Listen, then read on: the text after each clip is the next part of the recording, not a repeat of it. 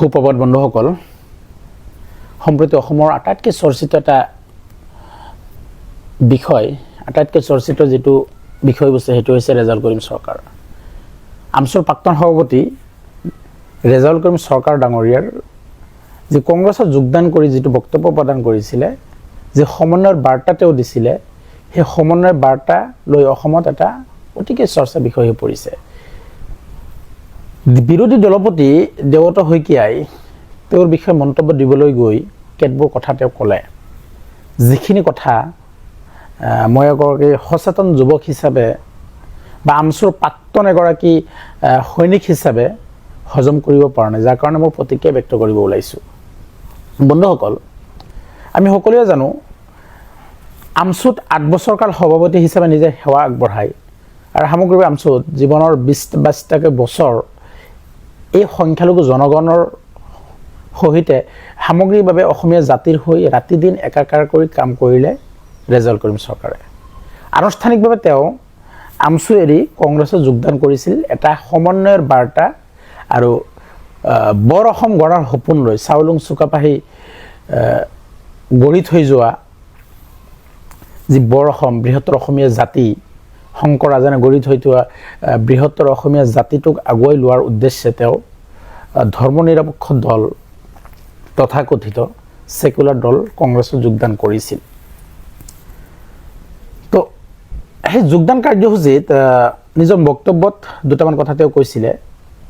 সেই কথাখিনি হয়তো কম সময়ৰ ভিতৰত ফুটি নুঠিল বা তেওঁ ক'ব বিচৰা কথাখিনি ভালকৈ বুজাই ক'ব নোৱাৰিলে। তাৰ পৰিপ্ৰেক্ষিতত মুখ্যমন্ত্ৰী ডাঙৰীয়াই অসমৰ মুখ্যমন্ত্ৰী ডক্টৰ হিমন্ত বিশ্ব শৰ্মা এণ্ড কোম্পানীয়ে এটা জাল তৈয়াৰ কৰিছিল, সেই জালত তেওঁক ফচাই দিলে। আচলতে ৰেজাউল কৰিম চৰকাৰ জালত ফচা নাই, জালত ফচি গ'ল বিৰোধী দলপতি দেৱব্ৰত শইকীয়া ডাঙৰীয়া। দেৱব্ৰত শইকীয়া ডাঙৰীয়া, আপুনি আপোনাৰ বক্তব্যত ৰেজাউল কৰিম সংক্ৰান্তত কথা ক'বলৈ গৈ ৰাতিপুৱাৰ ভাগত এটা কথা কৈছিলে আৰু গধূলিৰ ভাগত আৰু এটা কথা ক'লে, অৰ্থাৎ আগদিনা এটা ক'লে, পিছদিনা আৰু এটা কথা ক'লে। আগদিনা আপুনি যিখিনি কথা কৈছিলে সেই কথাখিনিলৈ আমি ইমান বিশেষ প্ৰতিক্ৰিয়া আমাৰ নাছিলে, ক'বলগীয়া নাছিলে। আপোনালোকৰ দলৰ আভ্যন্তৰীণ বিষয় আপুনি ৰেজাউল কৰিম চৰকাৰক সকীয়াই দিছিলে যে অনাগত দিনত যাতে এনেধৰণৰ বক্তব্য এনেধৰণৰ কথা নকয় আৰু শব্দ চয়ন ঠিক হোৱা নাই বুলি কৈছিলে, আৰু সেইটো আমি একমত আছিলোঁ বা আমিও বিশেষ একো কোৱা নাই। আৰু দলৰ নিৰ্দেশ অনুযায়ী আমছুৰ প্ৰাক্তন সভাপতিগৰাকীয়ে ক্ষমাও প্ৰাৰ্থনা কৰিছিল যে মোৰ বক্তব্যত যদি ভুল হৈছে তেওঁ বক্তব্য উঠাই লৈছিল। তাৰ পিছতো দেৱব্ৰত শইকীয়া ডাঙৰীয়া, আপুনি যি স্পৰ্ধা দেখুৱালে, আপোনাৰ যি দুঃসাহস দেখুৱালে, সেই সংক্ৰান্তত মই আপোনাক ক'ব বিচাৰিছোঁ। আপুনি নিজৰ বক্তব্য প্ৰদান কৰিবলৈ গৈ আপুনি ক'লে ৰেজাউল কৰিম চৰকাৰ হেনো অসমত কোনো অৱদান নাই। আপোনাক মই ক'ব বিচাৰিছোঁ, আপোনাৰ কি অৱদান আছে? আপুনি এগৰাকী বিধায়ক হিচাপে অসমত সমগ্ৰ অসমত আপোনাৰ কি অৱদান আছে? আপোনাৰ সমস্ত বাহিৰত আপোনাৰ কিবা অৱদান আছেনে? একো অৱদান নাই আপোনাৰ। কাৰণ এইগৰাকী ৰেজাউল কৰিম ডাঙৰীয়া ৰাতি দিন একাকাৰ কৰি শদিয়াৰ পৰা ধুবুৰীলৈকে, বৰাকৰ ব্ৰহ্মপুত্ৰলৈকে মজলুম জনতাৰ হৈ কথা কৈছে, মজলুম মানুহৰ হৈ মাত মাতিছে। হিন্দু মুছলমান তেওঁ কেতিয়াও দেখা নাই। তেওঁ সমন্বয়ৰ অসম, চাউলুং চুকাফাই গঢ়ি থৈ যোৱা বৰ অসমৰ কথা তেওঁ ক'ব বিচাৰিছিল। সেই কথাখিনি, সেই সমন্বয়ৰ ভাষা আপুনি বুজি নাপালে। আপুনি নিজৰ বক্তব্য দিবলৈ গৈ কৈ দিলে কি, হাস্যকৰ কথা এটা কৈ দিলে যে ৰেজাউল কৰিম চৰকাৰ হেনো কংগ্ৰেছৰ এজেণ্ট। আপোনাক মই ক'ব বিচাৰিছোঁ, আপোনাক মই প্ৰশ্ন কৰিব বিচাৰিছোঁ, আপুনি কাৰ এজেণ্ট? এতিয়াতো আমাৰ সন্দেহ হৈছে অনাগত নিৰ্বাচনত আপুনি হয়তো কংগ্ৰেছ দলত নাথাকি বিজেপি দলৰ পৰা নিৰ্বাচন প্ৰতিদ্বন্দ্বিতা কৰিব। কাৰণ যোৱা নিৰ্বাচনৰ কথা আমি জানো, আপুনি কিমান ভোটত বিজয়ী হৈছিল সেই কথাটোৱে অসমৰ ৰাইজে পাহৰি যোৱা নাই। আৰু আপুনি কেনেকৈ বিজয়ী হৈ বিধায়ক হৈ আহিছিল সেই কথাটো অসমৰ ৰাইজে জানে। গতিকে সেই কথা মই নাযাওঁ, ব্যক্তিগত কথালৈ মই নাযাওঁ। এতিয়া মই ক'ব বিচাৰিছোঁ আপুনি আপোনাৰ কথা উঠাই লওক। আৰু যদি আপোনাৰ কথাটো এই কংগ্ৰেছ দলৰ কথা হয়, আপোনাৰ কথাটোৱে যদি সকলো হয়, তেন্তে নিশ্চিত মনত ৰাখিব ইয়াৰ প্ৰতিদান কিন্তু আপুনি পাব, আপোনাৰ দলে পাব। অনাগত নিৰ্বাচনত সংখ্যালঘু অঞ্চলত কংগ্ৰেছ শূন্য হ'বলৈ গৈ আছে। কাৰণ এই চৰিত্ৰ, দুমুখ চৰিত্ৰৰ কাৰণে নিৰ্লজ্জ এটা মানুহ আপুনি। কাৰণ আপুনি চাওক, ৰেজাউল কৰিম বক্তব্য সন্দৰ্ভত আপোনাৰ দলৰ সভাপতিয়ে বক্তব্য দিয়াৰ পিছত আপোনাৰ বক্তব্য দিয়াৰ কি অৰ্থ আছিলে? কাৰ শ্ৰুতলিপি মতে আপুনি এই বক্তব্য প্ৰদান কৰিলে যে ৰেজাউল কৰিম চৰকাৰ হিমন্ত বিশ্ব শৰ্মাৰ দালাল বা হিমন্ত বিশ্ব শৰ্মাৰ এজেণ্ট? সেই কথা কি আমি বুজি নাপাওঁ? ৰেজাউল কৰিম চৰকাৰ কি ভুল কথা কৈছিলে? ৰেজাউল কৰিম চৰকাৰ কি বেয়া বাৰ্তা দিছিলে? একোতো বেয়া বাৰ্তা দিয়া নাই। হয়তো কম সময়ত তেওঁৰ কথাখিনি ফুটি নুঠিল, কম সময়ত তেওঁৰ কথাখিনি আপোনালোকে বুজাই ক'ব নোৱাৰিলে, আপোনালোকৰ ভাষা জ্ঞান নাই, আপোনালোকে নিম্নতম সমন্বয়ৰ কথা আপোনালোকে বুজি নাপায়। আপোনালোকৰ ভিতৰত আছে সাম্প্ৰদায়িকতা, আপোনাৰ ভিতৰত আছে নিকৃষ্ট সাম্প্ৰদায়িক মনোভাৱ, যাৰ কাৰণে এই কথাখিনি আপুনি ক'বলৈ সাহস কৰিছে যে ৰেজাউল কৰিম চৰকাৰ কি অৱদান আছে। আৰে আপোনাৰ কি অৱদান আছে? মই বাৰে বাৰে প্ৰশ্ন উত্থাপন কৰিছোঁ, আপুনি দেৱত শইকীয়া ডাঙৰীয়া, সামগ্ৰিক অসমত, সমগ্ৰ অসমত আপোনাৰ কি অৱদান আছে?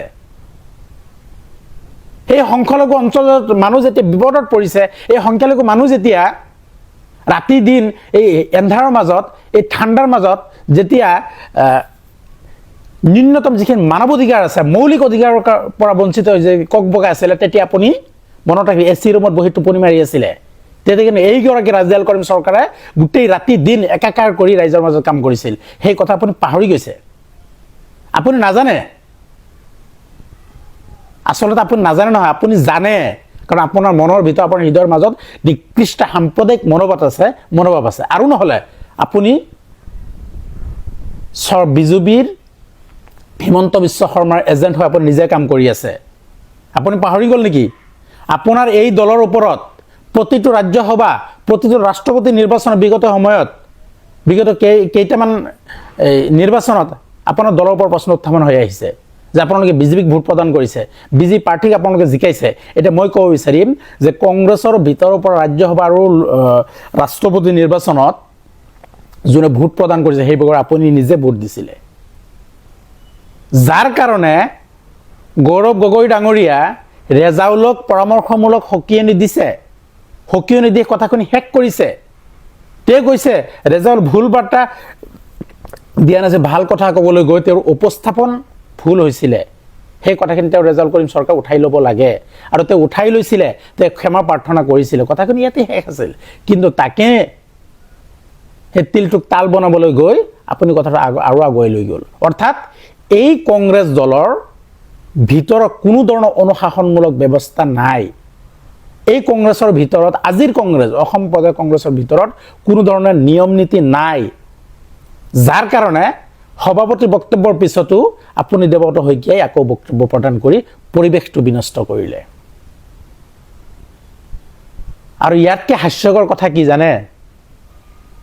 ইয়াতকৈ হাস্যকৰ কথা হৈছে, যোৱাকালি আৰু এগৰাকী কংগ্ৰেছৰ নেতা প্ৰদ্যুৎ বৰদলৈ, ৰজা, তেওঁলোকে নিজকে ৰজাৰ যিটো ভাৱ, ৰজাৰ যিটো এটা মানে কি বুলি ক'ম, এটা মোচন, সেই মোচনটো এতিয়াও আছে। অখিল গগৈ ডাঙৰীয়াই কয় যে কংগ্ৰেছে ভাবে এতিয়া তেওঁলোক জমিদাৰ হৈ আছে, কিন্তু তেওঁলোকক মাটি ভৰি থ'ব পৰাকৈ মাটিখিনি কেনেকুৱাকৈ খহাই লৈ গ'ল, সেই কথাটো তেওঁলোকে উপলব্ধি কৰিব পৰা নাই। এইগৰাকী প্ৰদ্যুৎ বৰদলৈয়ে ক'লে যে ৰেজাউল কৰিম কোন তেওঁ বোলে চিনি নাপায়। কি স্পৰ্ধা চাওক, কি নিৰ্লজ্জ কাৰবাৰ। আৰু এই কংগ্ৰেছ দলে, এই অসমৰ এই কংগ্ৰেছে কয় ছেকুলাৰ, নিজকে ছেকুলাৰ কোৱাৰ ন্যূনতম যিখিনি হেৰুৱাই পেলাইছে। 6টাকৈ নিৰ্বাচন আপোনালোকে কেনেধৰণৰ মানে আপোনালোকে কেনেকৈ পৰাজয় বৰণ কৰিছে, সেই কথাখিনি আপোনালোক পাহৰি যায়। আপোনালোকে লজ্জ হ'ব পাৰে, কিন্তু আমি এই কথাবোৰ উপলব্ধি কৰোঁ। আমি বিচাৰোঁ অসমত সমন্বয়ৰ অসম পুনৰ গঢ়ি উঠক। আমি বিচাৰোঁ বৰাক ব্ৰহ্মপুত্ৰ উজনি অসমৰ নামৰ ভেদাভেদ শেষ হৈ এটা সমন্বয়ৰ অসম, এটা বৰ অসম, বৃহত্তৰ অসমীয়া জাতি পুনৰ থানবান হৈ যোৱা অসমীয়া জাতিটো পুনৰ গঠন হওক, সেই কথাটো আমি বিচাৰিছোঁ। আৰু এই থানবান জাতিটোক পুনৰ গঠন কৰিবৰ উদ্দেশ্যে, এই থানবান জাতিটোক, বৃহত্তৰ অসমীয়া জাতিটো যাতে কোনো অপশক্তিয়ে বিনাশ কৰিব নোৱাৰে, শেষ কৰিব নোৱাৰে, সেই উদ্দেশ্যলৈ কংগ্ৰেছত যোগদান কৰিছিল ৰেজাউল কৰিম চৰকাৰ ডাঙৰীয়াই। কিন্তু আপোনালোকে সমন্বয়ৰ ভাষা বুজি নাপালে, আপোনালোকে তুষ্টিকৰণৰ ৰাজনীতি কৰিলে। আৰু প্ৰদ্যুৎ বৰদলৈ ডাঙৰীয়া আপুনি কয় আপুনি ৰেজাউলৰ নামেই নাজানে, ৰেজাউলক চিনি নাপায়, অথচ প্ৰতিদিনে মুখ্যমন্ত্ৰীৰ মুখত আখু ফুটা দি ৰেজাউলৰ নাম উচ্চাৰিত হয়। বিধানসভাৰ মজিয়াত ৰেজাউল কৰিম চৰকাৰৰ নাম উচ্চাৰিত হয়। প্ৰতিদিনেই নিউজৰ শীৰ্ষত শিৰোনামাত ৰেজাউল কৰিম চৰকাৰৰ নাম প্ৰায় প্ৰতিদিনে উচ্চাৰিত হয়। বাতৰি কাকত, টিভি, ৰেডিঅ'ত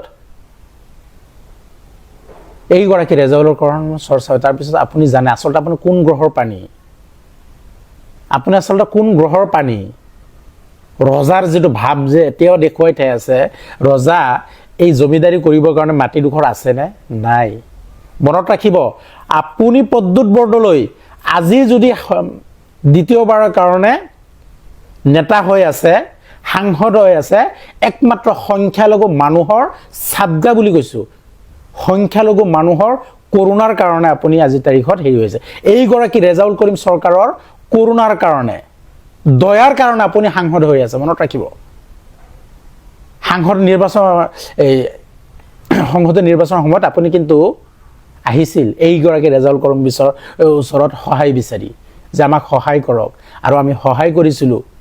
এই ৰেজাউল কৰিম চৰকাৰ আপোনাক সহায় কৰিছিল সাংসদ হৈ যোৱাৰ ক্ষেত্ৰত, আৰু আপুনি স্পৰ্ধা দেখুৱাবলৈ গৈ কয় আপুনি হেনো চিনি নাপায়, নিৰ্লজ্জ কাৰবাৰ। মনত ৰাখিব। আৰে ভাই, ৰেজাউল কৰিম চৰকাৰৰ এই বক্তব্যত উজনি অসমৰ হেজাৰ হেজাৰ মানুহে সমৰ্থন কৰিছিল। আহোমসকলৰ বহুত চিন্তাশীল আহোমসকলে ৰেজাউল কৰিম চৰকাৰৰ বক্তব্য আদৰণি জনাইছিল, আৰু সেই কথাটো আপুনি উপলব্ধি কৰাৰ শক্তিকণ আপোনালোকৰ সাহস নাই। আপোনালোকৰ কৰ্তব্য আছিলে ৰেজাউল কৰিম চৰকাৰৰ বক্তব্য সমৰ্থন জনাই তাক ডিফেণ্ড কৰাত আপোনালোকৰ কৰ্তব্য আছিলে। তাকে নকৰি হিমন্ত বিশ্ব শৰ্মাৰ জালত ভৰি দি আপোনালোকে নিজৰ ভৰিত নিজে কোঠাৰ মাৰিলে। আপোনালোকে এই কথাটো পাহৰি নাযাব। জম্মু কাশ্মীৰৰ মুছলমানে কংগ্ৰেছ এৰিছে, উত্তৰ প্ৰদেশৰ মুছলমানে কংগ্ৰেছক প্ৰত্যাখ্যান কৰিছে, বিহাৰৰ মুছলমানে কংগ্ৰেছ নকৰে, পশ্চিমবংগৰ মুছলমানে কংগ্ৰেছ নকৰে, দক্ষিণ ভাৰতৰ মুছলমানে কংগ্ৰেছ নকৰে। গোটেই অসমৰ ভিতৰত একমাত্ৰ ৰাজ্য, সেইটো হৈছে অসম। এই অসমত মুছলমানে বা এই অসমৰ সংখ্যালঘু মুছলমান সম্প্ৰদায়সমূহে বা সংখ্যালঘু সম্প্ৰদায়সমূহে কেৱল মাত্ৰ বৃহত্তৰ অসমীয়া জাতি গঠনৰ স্বাৰ্থত কংগ্ৰেছক ভোট প্ৰদান কৰে, কংগ্ৰেছৰ কাৰণে নহয়, পাহৰি নাযাব। আৰু এতিয়া আপোনালোকৰ এই দ্বিমুখী চৰিত্ৰ, আপোনালোকৰ নিৰ্লজ্জ কাৰবাৰ কাৰণে অসমৰ মুছলমানেও সংখ্যালঘু মুছলমানেও কিন্তু কংগ্ৰেছক প্ৰত্যাখ্যান কৰিব। আৰু বিগত সময়ত ইয়াৰ ইতিহাস আছে। অসমৰ সংখ্যালঘু মুছলমানে যেতিয়াই অপশ্যন পাইছে তেতিয়াই কিন্তু কংগ্ৰেছৰ বিৰুদ্ধে ভোট প্ৰদান কৰিছে। আপোনালোকে নিশ্চিতভাৱে জানে EMF ভোট প্ৰদান কৰিছিল অসমৰ সংখ্যালঘুৱে, অগপত ভোট দিছিলে, AUDFত ভোট দিছিলে, এতিয়া হয়তো কংগ্ৰেছ বুলি আকৌ হৈছে। আৰু সেইটো লৈ আৰে ভাই, মুছলমান ইমানে অস্পৃশ্য হৈ গ'ল না আপোনালোকৰ ওচৰত যে তেওঁলোকে নিজৰ আত্মমৰ্যাদা বোধৰ কথাও ক'ব নোৱাৰিব। আপোনালোকৰ দলত গৈ সংখ্যালঘু মুছলমানসমূহ আজিৰ তাৰিখত কংগ্ৰেছ দলত গৈ মুখত সোপা দি বহি থাকিব লাগিব, চেলোটেপ লগাই ৰাখিব নহয়। ৰেজাউল কৰিম চৰকাৰ আগতেও সিংহ গৰ্জন দিছিলে আৰু এতিয়াও সিংহ গৰ্জন দিব। লাট মাৰি থৈ কংগ্ৰেছৰ পৰা ওলাই আহিছে ৰেজাউল কৰিম চৰকাৰে। ৰাহুল গান্ধী ডাঙৰীয়া আৰু গৌৰৱ গগৈ ডাঙৰীয়া মুখৰ ফালে চাই ৰেজাউল কৰিম চৰকাৰে এই কংগ্ৰেছত যোগদান কৰিছিলে, নহ'লে ৰেজাউল কৰিম চৰকাৰৰ যোগদান কৰি দলৰ অভাৱ নাছিল। তেওঁ ওৱান মেন আৰ্মি। মনত ৰাখিব, ৰেজাউল কৰিম চৰকাৰৰ বিধায়ক হ'বৰ কাৰণে, ৰাইজৰ সেৱা কৰিবৰ কাৰণে কোনো দলৰ প্ৰয়োজন নাই, কোনো ৰাজনৈতিক দলৰ প্ৰশ্ৰয় লোৱাৰ প্ৰয়োজন নাই। তেওঁৰ নিজৰ ব্যক্তিত্ব, তেওঁৰ বিগত 20 বছৰ যি জাতিটোৰ কাৰণে, সংখ্যালঘু জনগোষ্ঠীসমূহৰ কাৰণে যিখিনি ত্যাগ স্বীকাৰ কৰিলে, সেই ত্যাগক আমি প্ৰতিদান হিচাপে তেওঁক জনপ্ৰতিনিধি হৈ অসম বিধানসভাত আমি পঠাব পৰা শক্তি আমাৰ আছে, ৰেজাউল কৰিম চৰকাৰৰ আছে, সংখ্যালঘু জনগণৰ আছে। এই কথাবোৰ পাহৰি নাযাব। আপোনালোকৰ দৰে এই নিৰ্লজ্জ কংগ্ৰেছত যোৱাৰ প্ৰয়োজন ৰেজাউলৰ নাই। আপুনি নিজে চিঞৰি চিঞৰি কৈছিলে, আপোনালোকৰ দলে নিজে চিঞৰি চিঞৰি কৈছিলে, যিসকল ব্যক্তিয়ে বিজেপিক ভোট প্ৰদান কৰিছে তেওঁলোকক দলৰ পৰা উলিয়াই দিয়া হ'ব। আজিলৈকে এজন ব্যক্তিক ওলাবৰ সাহস কৰিব পৰা নাই। শশীকান্ত দাস বিধায়ক, বৰাকৰ বিধায়ক, কিবা পুৰস্কাৰ আছিলে, আজিলৈকে তেওঁক দলৰ পৰা হেৰি কৰিব পৰা নাই, আঁতৰাই পঠাব পৰা নাই। সাহস আপোনালোকৰ হোৱা নাই। তেওঁলোকে মুকলিমূৰীয়াকৈ আজি তাই কংগ্ৰেছৰ পৰা থকাৰ পিছত তেওঁলোকে মুকলিমূৰীয়াকৈ বিজেপি কৰি আছে। অসংখ্যক মানুহে আপোনাৰ নেতাকৰ্মী বিজেপিৰ লগত আছে, সেইখিনি দলৰ পৰা বিচাৰি উলিয়াই সাহস আপোনালোকৰ নাই। কিন্তু তাকে নকৰি ৰেজাল্ট কৰ্মী চৰকাৰক টাৰ্গেট কৰে, সংখ্যালঘু জনগণক টাৰ্গেট কৰে। ইয়াৰ প্ৰতিফল আপোনালোকে ভুগিব, ইয়াৰ প্ৰতিফল নিশ্চিতভাৱে আপোনালোকক ভুগিব। গৌৰৱ গগৈ ডাঙৰীয়া যেতিয়া নেতৃত্বত আহিছিলে, তেওঁ এটা আশা লৈ আহিছিলে, যাৰ কাৰণে তেওঁৰ নেতৃত্বত কংগ্ৰেছত এই সমন্বয়ৰ যি পৰিৱেশ সেইটো সৃষ্টি কৰিব বিচাৰি, কিন্তু আপোনালোকে কৰিব নিদিলে। ইয়াৰ প্ৰতিদান ভুগিব, নিশ্চিতভাৱে ভুগিব, মনত ৰাখক। ৰেজাল্ট কৰ্মী চৰকাৰৰ শেষত ক'ব বিচাৰিছোঁ, আপুনি আমাৰ হৃদয়ত আছিলে, আপুনি আমাৰ হৃদয়ৰ কুটুম, আপুনি আমাৰ হৃদয়ৰ স্পন্দন, আপুনি আমাৰ এই সংখ্যালঘু জনগোষ্ঠীসমূহৰ বটবৃক্ষ স্বৰূপ আপুনি যি সেৱা আগবঢ়াইছে, এই সেৱাক কিন্তু আমি বেকাৰ অথলে যাবলৈ নিদিওঁ। গতিকে আপুনি বিধায়ক হ'বৰ কাৰণে বা বিধানসভাত গৈ ৰাইজে সেৱা কৰিবৰ কাৰণে এই নিৰ্লজ্জ কংগ্ৰেছৰ দৰে, একাংশ কংগ্ৰেছৰ কথা কৈছোঁ দেই, সকলো কংগ্ৰেছৰ কথা কোৱা নাই, এই নিৰ্লজ্জ থকা কংগ্ৰেছ দলত যোৱাৰ প্ৰয়োজন নাই। আপোনাক ধন্যবাদ জ্ঞাপন কৰিছোঁ, আপোনাক পুনৰবাৰ লাল চালাম, আপোনাক চালাম জনাইছোঁ। আপুনি যে কংগ্ৰেছক এৰি গুচি আহিছে, কংগ্ৰেছক যে এৰি দিছে, নিজৰ স্বাভিমানৰ কথা কৈ, নিজৰ আত্মমৰ্যাদাবোধৰ কথা কৈ, নিজৰ জাতিটোৰ কথা, নিজৰ জনগোষ্ঠীটোৰ কথা কৈ আপুনি যে কংগ্ৰেছ ত্যাগ কৰি ওলাই আহিছে, তাৰ কাৰণে আপোনাক অভিনন্দন জ্ঞাপন কৰিছোঁ, পুনৰবাৰ আপোনাক চালাম জনাইছোঁ। আপুনি যেনেদৰে কাম কৰি গৈছিলে নিশ্চিতভাৱে তেনেকৈ কাম কৰি যাব। আপুনি ৰাইজৰ হৃদয়ৰ স্পন্দন। গতিকে আপোনাক পুনৰ এবাৰ অভিনন্দন আৰু ধন্যবাদ জ্ঞাপন কৰি মোৰ এই বক্তব্যত ইয়াতে সামৰিছোঁ। ধন্যবাদ।